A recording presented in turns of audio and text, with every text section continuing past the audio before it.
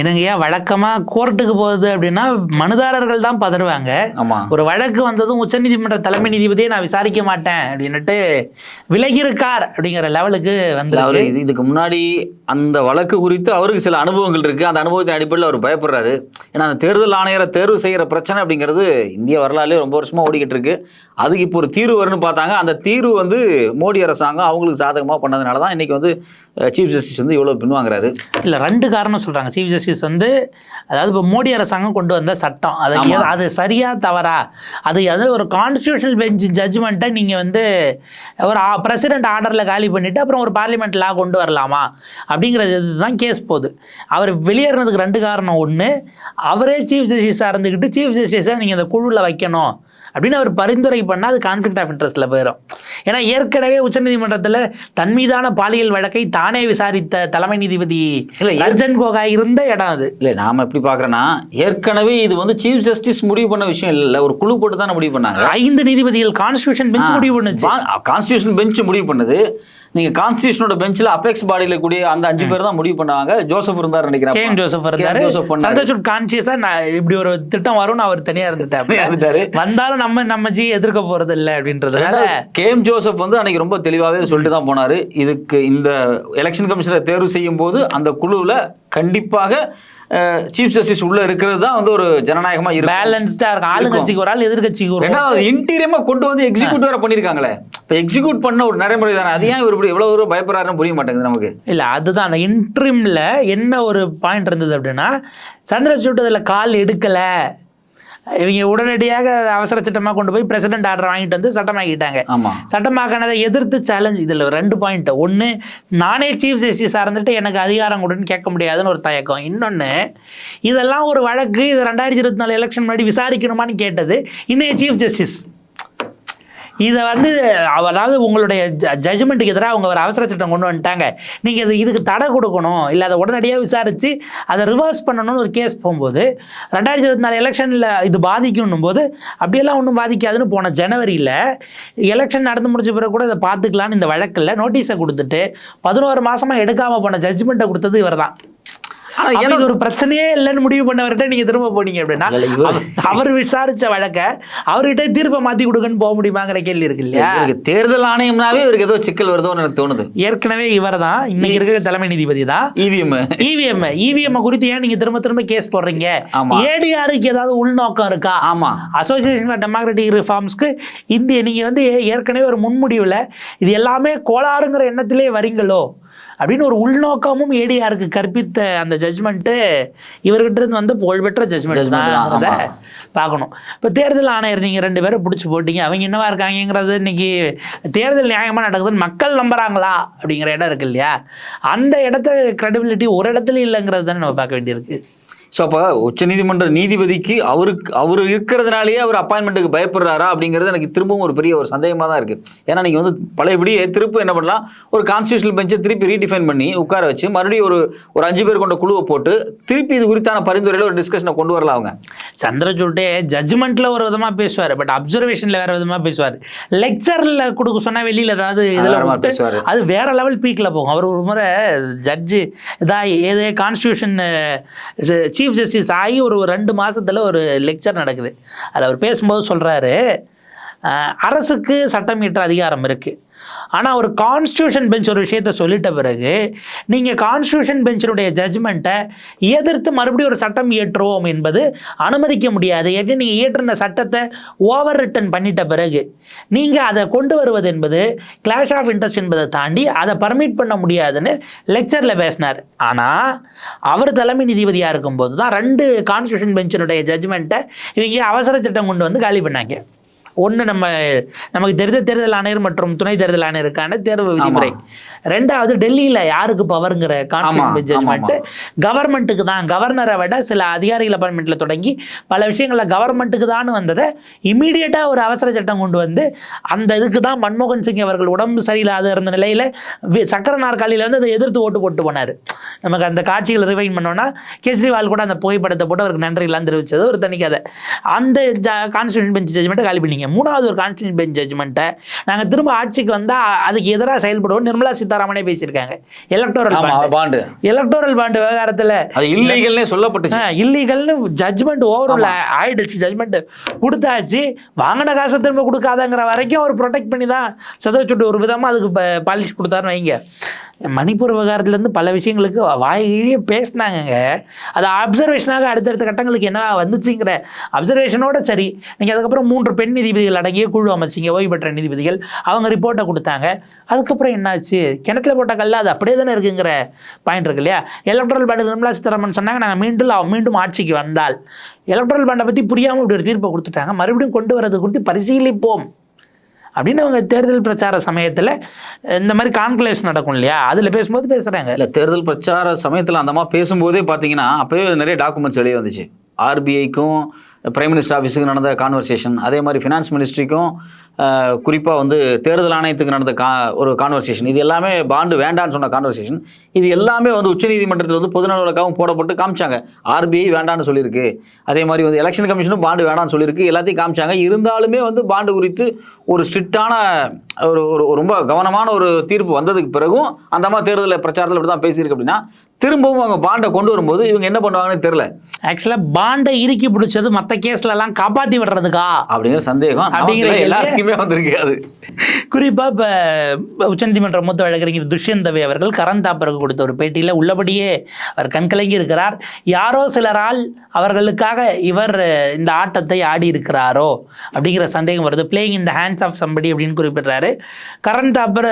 கடைசியாக அவருக்கு வந்து அவரோட பதவி காலம் முடிச்சுட்டு சந்திரசூட் போகிறதுக்கு முன்னாடி அவர் பண்ண டிராமாக்களே ரொம்ப ஒரு பெரிய ஒரு கான்ட்ரவர்சியை கிரியேட் பண்ணிச்சு. நான் வந்து தீர்ப்பு சொல்கிறதுக்கு முன்னாடி உட்காந்து கடவுள்கிட்ட வந்து ப்ரேயர் பண்ணேன், அதுக்கு பிறகுதான் தீர்ப்பு எழுதுனேன் அப்படிங்கிறத அவர் சொல்றாரு. இப்போ எனக்கு இப்போதான் ஒரு விஷயம் புரியுது. அந்த பாபர் மசூதி இடிப்பு வழக்கில் யார் ஜட்ஜ்மெண்ட் எழுதினாலும் யாருமே கையெழுத்து போடல.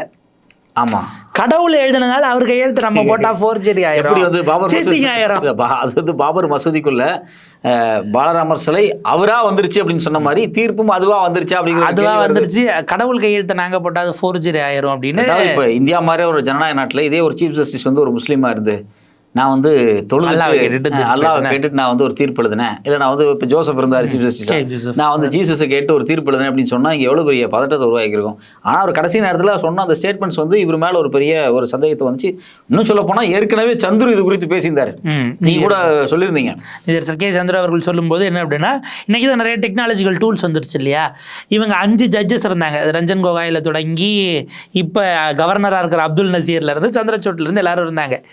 இதில் ஒருத்தர் இந்த 5 பேரோட அவங்க எழுதின ஜட்ஜ்மெண்ட்ஸ் இருக்கு இல்லையா, அதை எடுத்து ஃபீட் பண்ணிட்டு அவங்களோட பேராஃப்ரைசிங், ஏன்னா பேராகிராஃபை உருவாக்குற அந்த விஷயங்கள் இருக்கு இல்லையா, அவங்க எப்படி அதை கன்ஜெக்ஷன் போட்டு யூஸ் பண்ணுறாங்க, ரைட்டிங் பேட்டர்ன், அதுக்கு ஒரு ஸ்டைல் இருக்கும் இல்லையா, அந்த சென்டென்ஸ் ஃபார்மேஷன் ஸ்டைலை எடுத்து ஃபீட் பண்ணிட்டு 5 ஜட்ஜும் ஃபீட் பண்ணிட்டு இந்த பாபர் மசூதி இடிப்பு வழக்கு, அவங்க ராம ஜென்மபூமி வழக்காக தான் அதை சொல்லுவாங்க, இதை எடுத்து ஃபீட் பண்ணால் சந்திரசூட் கிட்ட தான் கிட்டத்தட்ட more than 60% மேட்ச் ஆகுது. இந்த பேராஃப்ரைசிங் ஸ்டைலை வச்சு பார்த்தா சந்திரசூட் எழுதின ஜட்ஜ்மெண்ட் தான் அது என்று ஜஸ்டிஸ் சந்துரு அவர்கள் சொன்னாரு. ஆமா, இப்போ இந்த வழக்கை பொறுத்த வரைக்கும் இப்போ இந்த வழக்கில் வந்து சீஃப் ஜஸ்டிஸ் வந்து இவ்வளோ தூரம் நான் எடுக்க முடியாது அப்படின்னு வந்து அதை ஏதோ வழக்கை பார்த்து ஒரு பதட்டமான மாதிரி தான் அவர் பேசுறாரு. இல்லை அதில் அதான் அவர் சொன்னது 2 காரணங்கள்லாம் அவர் சொல்றாரு. பிரச்சனை அப்படின்னா இப்போ ஜுடிஷியரி இருக்கு, எக்ஸிக்யூட்டிவ் இருக்கு. ஜுடிஷியரிக்கும் எக்ஸிக்யூட்டிவ்க்கும் ஈக்குவலான பவர் தான் இருக்கு.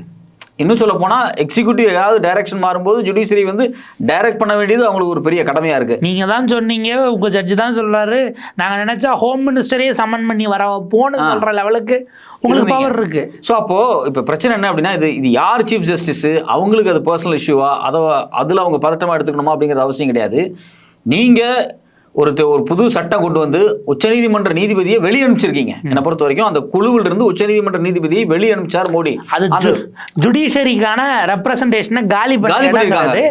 ஜுடிஷியரிக்கான ரெப்ரசன்டேஷனை தான் நம்ம கேட்க சொல்றோமே தவிர சஞ்சய் கண்ணா வந்து உட்காரணும் அப்படிங்கறதெல்லாம் ஆசை இல்லை. ஜுடிஷியரிக்கான ரெப்ரசன்டேஷன் வேணும் தான் நம்ம கேட்கிறோம். ஆனா இவர் ஏதோ அவரு சொந்த பதவிக்கு போய் உட்கார மாதிரி அவர் சொல்றாரு. அது ரொம்ப ஒரு வருத்தமான விஷயம். இல்ல, ஒருவேளை அவர் அதை மாத்தி விட்டுருந்தாலும் அடுத்த பெஞ்ச் இமீடியட்டா நீங்க அமைப்பீங்களா அப்படிங்கிற ஒரு இது இருக்கு. இப்போ வந்து பாத்தீங்க அப்படின்னா இந்தியாவில் ஃபேமஸ் லா ஸ்காலராகவும் ப்ரொஃபஸராகவும் இருக்கக்கூடிய உபேந்திரா பாக்சி அவர்கள் ஒரு டிஸ்கஷன் ஒன்று நடந்திருக்கு. அதில் பேசியிருக்காரு. ஓய்வு பெற்ற மூத்த நீதிபதி ஒருத்தர் தான் கேள்வி கேட்குறாரு, இந்தியாவில் இன்னைக்கு மக்களை பொறுத்த வரைக்கும் நீதிபதிகள்கிட்ட என்ன விஷயம் இருக்கணும்னு நீங்கள் நினைக்கிறீங்க? 3 விஷயம் அப்படின்னும் போது முதல் விஷயம் முதுகெலும்பு, 2வது விஷயம் முதுகெலும்பு, 3வது விஷயம் முதுகெலும்பு அப்படின்னு ஒரு கலவைக்கெல்லாம் சொல்லிட்டு பின்னாடி ஒரு எலாபரேட்டாக நிறைய விஷயங்கள் பேசுகிறாரு. சுப்ரீம் கோர்ட் இன்னைக்கு என்ன லெவலில் இருக்குன்னு ஒரு ப்ரொஃபஸராக நாடறிந்த ஒரு லீகல் ஸ்காலராக அவர் பேசுகிறாரு. இந்த இடத்துல நீங்கள் வந்து அடிப்படையில் நாளைக்கு யார் வந்தாலும் கேஸில் ஆனால் கேஸில் தானே அப்படிங்கிற ஒரு பாயிண்ட்டும் அவர் குறிப்பிட்டார். 2013 கவுஹாத்தி ஹைகோர்ட் என்ன சொல்லுது அப்படின்னா, அன்னைக்கு அங்கே சீஃப் ஜஸ்டிஸாக இருந்தவர் ஒரு தீர்ப்பு கொடுக்குறாரு. சிபிஐ வந்து ப்ராப்பராக கான்ஸ்டியூஷனல் ரூட்ஸ் இல்லை, அது வந்து ஒரு எக்ஸிக்யூட்டிவ் ஆர்டர்னால 1963 கொண்டு வரப்பட்ட ஒரு நிலைப்பாட்டில் இருக்க மாதிரி இருக்குது, அதனால் அது அன்கான்ஸ்டிடியூஷனலாக ஒரு தீர்ப்பு கொடுக்குறாரு. இந்த தீர்ப்பு அன்னைக்கு வந்து கோர்ட்டெல்லாம் லீவில் இருக்குது. அவசரமாக அன்றைக்கு இருந்த அட்டார்னி ஜெனரல் உச்சநீதிமன்ற தலைமை நீதிபதியாக இருந்த சதாசிவத்தை போய் அவர் பி சதாசிவம் சதாசிவத்தை சந்தித்து ஒரு ஸ்டே வாங்குறாரு. 11 வருஷமாக அது ஸ்டேயில் இருக்குது. அந்த ஸ்டே இன்னைக்கு வரைக்கும் எடுக்கப்படலை, அந்த வழக்கே விசாரிக்கப்படலை, ஸ்டேவும் லிஃப்ட் ஆகாது, சுப்ரீம் கோர்ட்டுக்கும் இது வராது. இப்படி பெண்டிங்கில் பல வழக்குகள் இருக்குது. 1993 ஒரு கிரைசிஸ் வருது. என்ன அப்படின்னா, சுப்பிரமணிய சாமி போட்ட வழக்கு அது. ஜெயலலிதா அவர்கள் இந்த டெக்ஸ்ட் புக் கார்பரேஷனுக்கு இங்கே அவங்க ஒரு பார்ட்னராகவும் ஓனராகவும் இருந்த ஜெயா பப்ளிகேஷனுக்கு கான்ட்ராக்ட் டெண்டர் கொடுக்குறாங்க. அம்மையார் அதெல்லாம் நல்லா செய்வாங்க இல்லையா? அப்படி வந்து நீங்கள் ஒரு கவர்மெண்ட் சர்வெண்ட்டாக இருந்துட்டு உங்கள் நிறுவனத்துக்கு கவர்மெண்ட்டில் கான்ட்ராக்ட் கொடுக்கக்கூடாதுன்னு இதுக்கு வந்து கவர்னர் நடவடிக்கை எடுக்கணும் அப்படின்னு ஒரு கவர்னருக்கு மனு கொடுக்குறாரு. இதுக்கு நீங்கள் உத்தரவு பண்ணணும்னு. கவர்னர் நான் பண்ண மாட்டேன்னு அப்படியே வச்சிருக்காரு. கவர்னருக்கு நீங்கள் சாங்ஷன் பண்ண சொல்லி உத்தரவிடணும்னு கோர்ட்டுக்கு போகிறாரு. கோர்ட்டு டைரக்ஷன் கொடுக்குது. இதை எதிர்த்து உச்சநீதிமன்றத்துக்கு ஜெயலலிதா தரப்பில் போகிறாங்க. கவர்னருக்கு அந்த அதிகாரம் கிடையாது, அவரால் கொடுக்க முடியாது அப்படின்னு போகும்போது உச்சநீதிமன்றம் என்ன சொல்லுது, ஒரு முதலமைச்சருக்கு எதிராக அப்படி கொடுப்பதற்கான அதிகாரம் எந்த எல்லை வரைக்கும் இருக்குது, அது என்ன மாதிரியான கேசஸில் இருக்குன்னு நாங்கள் ஒரு கான்ஸ்டியூஷன் பெஞ்சுக்கு சொல்கிறோன்னு 1994 இன்னைக்கு வரைக்கும் அந்த கேஸ் எடுக்கப்படாமலே உச்சநீதிமன்றத்தில் 30 வருஷமாக தூங்கிக்கிட்டு இருக்கு. எவ்வளவோ பெஞ்சு கேசஸ், இந்த மாதிரி நூற்றுக்கணக்கான கேசஸ் நாங்கள் மேலே ஃபர்தராக குவரி பண்ணுறோம். இப்போ ஆதாருடைய விவகாரங்களை இவங்க பேசி செல்லுபடி ஆகும்ட்டாங்க. ஆனால் ஆதார மணிபில்ல கொண்டு வந்தது செல்லுபடி ஆகுமா ஆகாதான்னு நாங்கள் லார்ஜர் பெஞ்சுக்கு சொல்கிறோன்றீங்க. மணிபில் பிரச்சனை பெரிய பிரச்சனையாக இருக்கும். பல விஷயங்கள் இன்னைக்கு இருக்கக்கூடிய விஷயம் மணிபில்ல வந்தது. இடியினுடைய சட்டங்கள், அமலாக்கத்துறையினுடைய அந்த இது இருக்கு இல்லையா, அந்த கொடுமையான அமெண்ட்மெண்ட்ஸ் இவங்க கொண்டு வந்தது. பாண்டே மணிபில்ல கொண்டு வந்தது. Bond unconstitutional. சரி, வந்த ரூட்டும் அன்கான்ஸ்டிடியூஷனலா? ஏன்னா நீங்க போற போக்குல எண்ட் ஜஸ்டிஃபை மீன்ஸ் எதையாவது உருட்டிட்டு போறதுக்கு இடம் கிடையாது. இந்த வழக்கெல்லாம் வருமா வராதானே தெரியாத நிலை இருக்குல்ல. அப்போ உச்சநீதிமன்றம், அதாவது இன்றைக்கு நம்ம தேர்தல் ஆணையத்தில் தொடங்கணும். தேர்தல் ஆணையத்தில் இங்கே உச்சநீதிமன்றம் வரை உங்களின் மீது சாமானிய மக்களுக்கான நம்பிக்கையை நீங்கள் உறுதி செய்தீர்களா அப்படிங்கிற கேள்வி வர இடம் தான் நம்ம டச் பண்ண வேண்டிய. அதே மாதிரி இன்னும் ஒரு மைக்ரோ நீங்கள் வந்து ரொம்ப மைக்ரோவாக ரொம்ப பர்ஃபெக்டாக சொன்னீங்க. மேக்ரோ பெர்ஸ்பெக்டிவில் பார்க்கும்போது கண்டிப்பாக முக்கியமான கான்ஸ்டியூஷனல் பாடியாக இருக்கக்கூடிய எலெக்ஷன் கமிஷனாக இருக்கட்டும், ஃபினான்ஸ் கமிஷனாக இருக்கட்டும், இதில் குறிப்பாக எலெக்ஷன் கமிஷனில் சீஃப் ஜஸ்டிஸோடைய ரோல் இருக்கணும் அப்படிங்கிறது தான் டெமோக்ரஸிக்கு ஒரு கிரெடிபிலிட்டியாக இருக்கும். தேர்தல் நடக்கும்போது தேர்தலில் எக்கச்சக்கமான குளறுபடிகள் நடக்குதுன்னு ஒட்டுமொத்தமாக மக்கள் வந்து ஒரு ஒரு டெமோக்ரஸியில் ஃபீல் பண்ணும்போது கான்ஸ்டியூஷனலாகவே ஒரு ப்ரொவிஷன் இருக்குது. சீஃப் ஜஸ்டிஸ் உள்ளே போகிறதுக்கு ஒரு ப்ரொவிஷன் இருக்கும்போது அதை தவிர்க்கிறது அப்படிங்கிறது திட்டமிட்டு தவிர்க்கப்படுதா அப்படிங்கிற ஒரு கேள்வி. அது திட்டமிட்டு டெமோக்ரஸி வந்து ஜுடிஷியரி கைகளுதா அப்படிங்கிற ஒரு இடம் வந்து நமக்கு வருது. இல்லை, அதுதான் அந்த பாயிண்ட்ல அவங்களுக்கு என்னன்னா, இவங்க ஜட்ஜே நம்ம அப்பாயின்ட் பண்ணலான்னு பார்த்துக்கிட்டு இருக்கோம், ஜட்ஜு உள்ள வந்து நம்ம அப்பாயின்மெண்ட்ஸில் தலையிடுவாங்களா அப்படிங்கிற இடம் இப்போ மோடிஜிக்கு ஒரு வருத்தமாக இருக்கும் இல்லையா? ஆனால் அப்போ மட்டும் இவங்க ரொம்ப தெளிவாக எக்ஸிக்யூட்டிவ்கள் பெனிட்ரேட் ஆகிறாங்களா. இப்போ நீங்கள் வந்து கொலிஜியத்தை காலி பண்ணக்கூடாது, கொலிஜியத்தை நீங்கள் காலி பண்ண முடியாது அப்படிங்கிற இடத்துக்கு சீஃப் ஜஸ்டிஸ் வர்றாரு இல்லையா? அதாவது உச்சநீதிமன்றம் வருது. ஏன் வருது அப்படின்னா, நீங்கள் எக்ஸிக்யூட்டிவ் பாடியாக இருந்துட்டு நீங்கள் எப்படி எங்களை வந்து டைரக்ட் பண்ண முடியும் அப்படிங்கிற இடத்துக்கு அவங்க வர்றாங்க. அதில் மட்டும் இவங்க வந்து ரொம்ப தன்னுடைய நலம் சார்ந்து இயங்குறாங்களோ அப்படின்னு ஒரு கேள்வி வருது. அது உங்களுக்கு ஆபத்து வந்தா ஒன்றும் இல்லை. NJSC கொண்டு வந்தாங்க, நேஷனல் ஜுடிஷியல் அப்பாயின்மெண்ட் கமிஷன் போட்டு எங்கள் TNPSC மாதிரி UPSC மாதிரி கொஸ்டின் எக்ஸாம் வச்சு நாங்கள் அப்பாயின்ட் பண்ணுவோன்னதும் அவசரமாக பாஞ்சு சட்டம் செல்லாதுன்னு ரத்து பண்ணி அன்கான்ஸ்டியூஷனல் தூக்கி போட்டுட்டு ரெவ்யூ வந்தால் ஏற்றுக்க முடியாது, நடக்குதுன்னு உங்களால செய்ய முடியுது. உங்க டிபார்ட்மெண்ட்டுக்குள்ள உங்களோட ஸ்பேஸுக்குள்ள ஒரு சிக்கல் வரும்போது நீங்க வந்து பியூரோக்ரஸியை கேள்வி கேட்கலாம். அடிமடியில உங்க அடிமடியில கையை வைக்கும் போது உங்களுக்கு அந்த எக்ஸிக்யூட்டிவ் வந்து நீங்க வந்து क्वेश्चन பண்றீங்க, எக்ஸிகியூஷன் வந்து ரொம்ப அதிகாரம் இதுதான் நீங்க ஹோல்ட் பண்ணுவீங்க.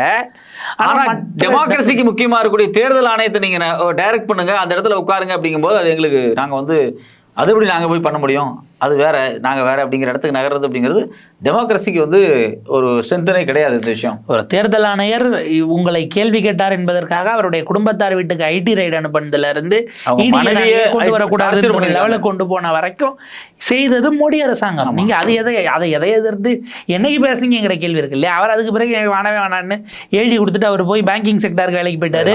ஒரு ஐஏஎஸ் அதிகாரியா இருந்த வந்த வரைக்கும் இந்த நிலைமை அப்படின்ற, அதுவும் எலெக்ஷன் கமிஷனர் இருந்த வரைக்கும் அந்த நிலைமை.